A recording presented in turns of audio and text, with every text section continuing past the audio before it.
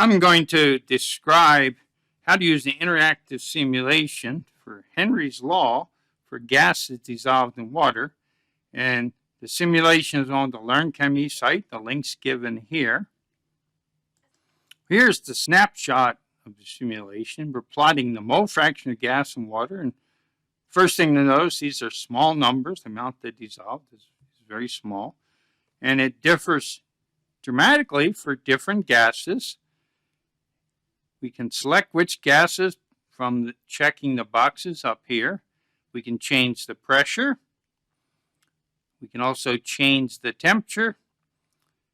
And if we uncheck this box, then we can look at how the mole fractions are plotted as a function of temperature.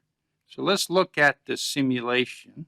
And so you can see acetylene and carbon dioxide have much higher solubilities.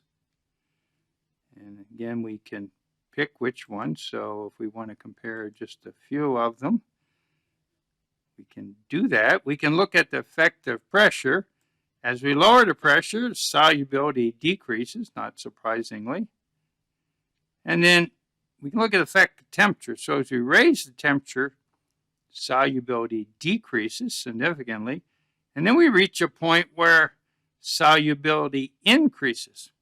And if we were to click this box here, now we're looking at the mole fraction plotted versus the temperature. And notice this significant temperature dependence where the solubility decreases at lower temperatures and it increases at higher temperatures.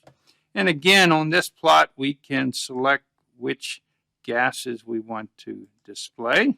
And therefore, we can look at the details of some of the gases by removing the ones that are more soluble. So the idea is that gases dissolve, in this case in water. It depends both on pressure and temperature, and is also very much a function of which gas we're looking at.